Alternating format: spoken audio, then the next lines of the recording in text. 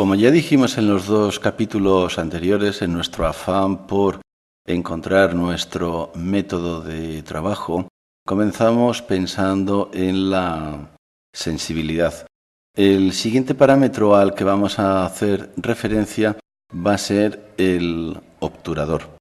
Para pensar en el obturador, el primer planteamiento que nos vamos a hacer es: ¿el objeto a ser fotografiado está estático o está en movimiento?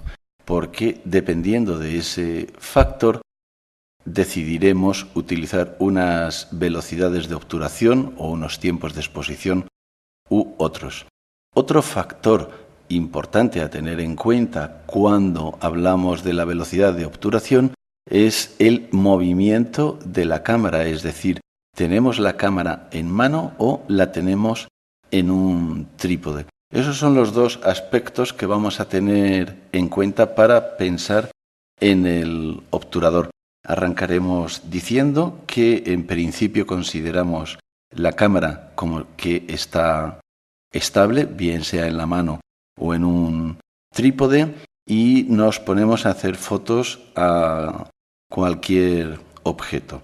¿Qué ocurre si el objeto está estático? Pues no hay absolutamente ningún problema, porque si recordamos la puertecita de la cámara, mientras que la puertecita se abre, doy por hecho de que la cámara está estática y está quieta.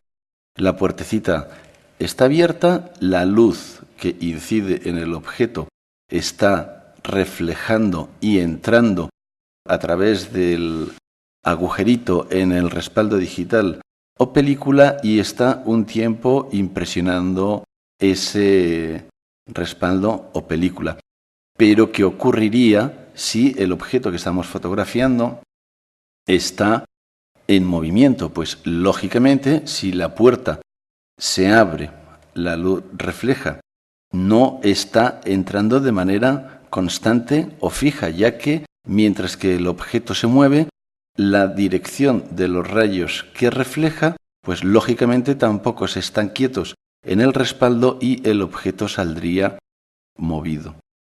Cuando estamos hablando de obturación, estamos hablando de tiempo de exposición. El tiempo lo medimos en segundos. Lógicamente, cuando vamos a realizar fotografías a objetos en movimiento, el tiempo de exposición es el que va a determinar el grado de congelación de la imagen. Es por ello que para congelar el movimiento necesitamos velocidades de obturación superiores a un 125avo.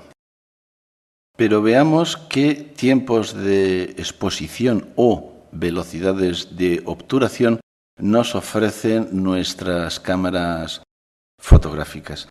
Hemos dicho que el tiempo, lógicamente, lo medimos en segundos y empezamos por establecer un tiempo, por ejemplo, de un segundo. Fijémonos en un detalle importante que nos evitará muchas confusiones, que es el siguiente. Cuando mostramos un segundo, le ponemos las comillas. Cuando nos vamos desplazando hacia la izquierda, vamos a ir aumentando los tiempos de exposición y, al igual que en la sensibilidad, vamos doblando o duplicando su valor. Es decir, que si vamos a aumentar el tiempo de exposición y lo doblamos, pasaríamos a 2 segundos, 4 segundos, 8 segundos, 15 segundos y 30 segundos. A continuación, en nuestra rueda del tiempo nos encontraremos con la función bulb. ¿Qué significa esta opción? Significa que el obturador va a estar abierto mientras que yo mantenga pulsado el botón de disparo.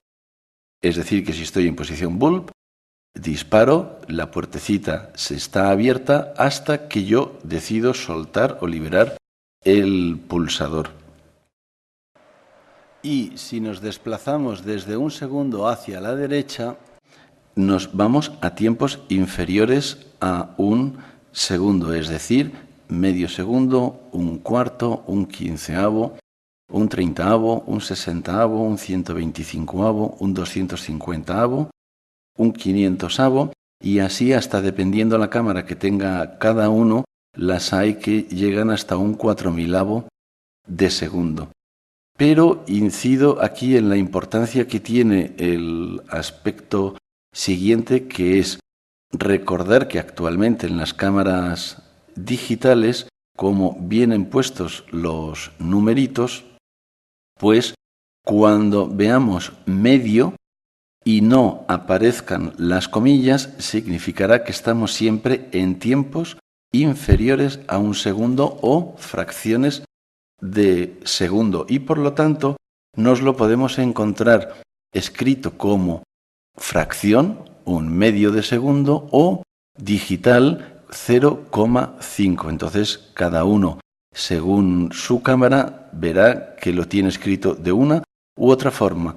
Pero, insisto, en el momento en el que desaparecen las comillas, estamos en tiempos inferiores a un segundo. Y en nuestro afán por tener un criterio o unas pautas que nos permitan establecer qué parámetro vamos a colocar en nuestra cámara, establecemos el movimiento de, pues por ejemplo, un niño normal que está tranquilamente quieto, pero bueno, ladea la cabeza, los brazos, y decimos que para ese tipo de situaciones la velocidad mínima de obturación para congelar ese movimiento es de un 125avo. ¿Qué ocurre si el niño empieza a correr o a saltar? Pues lógicamente tendremos que ir reduciendo el tiempo de exposición, pasándonos, por ejemplo, a un 250avo. Si resulta que el niño deja de correr y coge la bicicleta o el monopatín, pues seguramente tendremos que irnos a un 500avo. Y si de repente pues le metemos en un Fórmula 1, pues lógicamente tendremos que irnos a velocidades superiores a un 1000avo. Es el mismo caso si, por ejemplo, pretendemos fotografiar, estamos en la orilla de un río, el agua baja de forma bastante caudalosa y golpea contra las piedras, provocando el chisporroteo del agua que salta contra el viento. Pues tendremos dos opciones. Si lo que queremos es congelar ese chisporroteo del agua saltando o golpeando contra las piedras, tendremos que irnos a velocidades de aproximadamente un 500avo o un 1000avo de segundo. Si, por el contrario, lo que queremos es provocar efectos de seda, es decir, que el agua parece como una sábana de seda completamente difuminada, pues tendremos que irnos a tiempos de exposición mucho más largos para que, mientras que nosotros tengamos esa puertecita abierta, el agua, en vez de estar estática, como está en movimiento, va creando esos efectos de seda. Otro ejemplo muy habitual y frecuente es la típica fotografía nocturna en la que apenas tenemos luz, simplemente la luz artificial que ilumina la ciudad. Tenemos la cámara estable en un trípode, colocamos unos tiempos de exposición prolongados y se nos genera el efecto de las luces de los coches que están en movimiento. Para este tipo de fotografías, pues evidentemente es completamente imprescindible el uso de un trípode o el tener la cámara estable en cualquier superficie. Otro uso bastante frecuente es en fotografía nocturna, en el que los tiempos de exposición pues llegan a ser de 10, 15 o incluso 20 minutos, y donde la imaginación y la creatividad pues juegan un papel fundamental. Imágenes como, por ejemplo, en las que la cámara apunta hacia la estrella polar con tiempos de exposición de aproximadamente 10, 15 o 20 minutos, conseguiremos el efecto de que las estrellas están moviéndose y nos describen esa rotación circular de la Tierra. Y lógicamente, pues la creatividad que quiera utilizar cada uno con el uso de la velocidad o el tiempo de exposición. Citar también las clásicas fotografías en las que estamos en un cuarto a oscuras y bien con el uso de un mechero o de cualquier linterna, pues hacemos efectos de escritura. Aprovecho aquí también para destacar un aspecto realmente importante, que es el siguiente.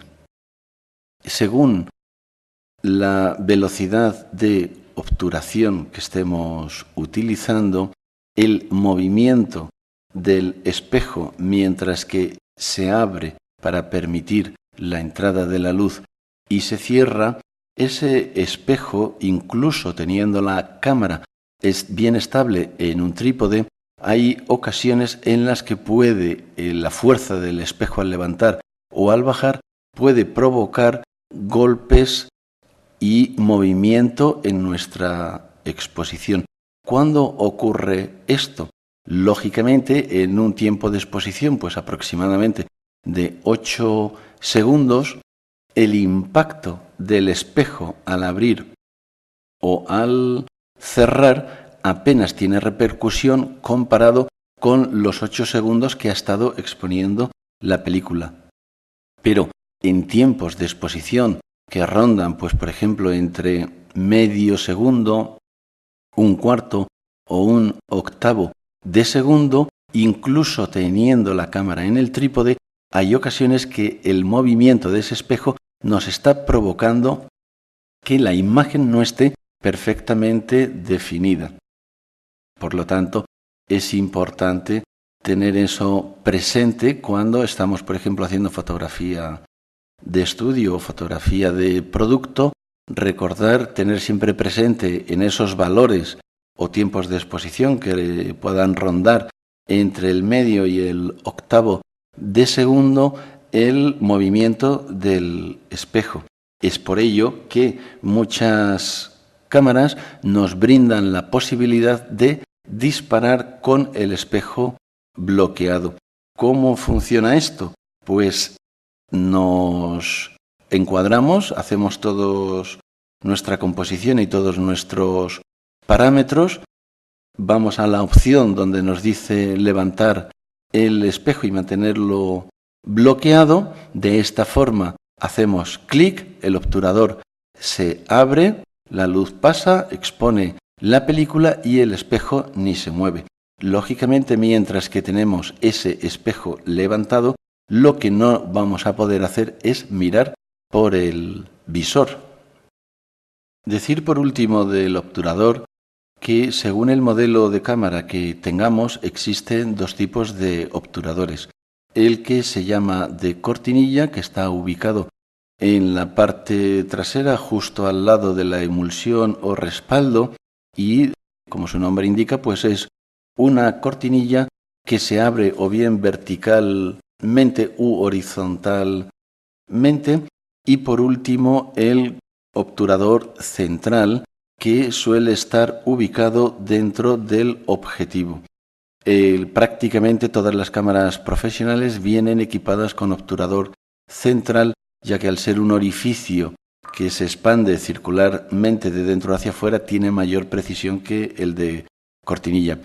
Pero prácticamente la totalidad de las cámaras de 35 milímetros vienen equipadas con obturador de cortinilla, mientras que las cámaras de formato medio o gran formato son las que disponen de ese obturador central.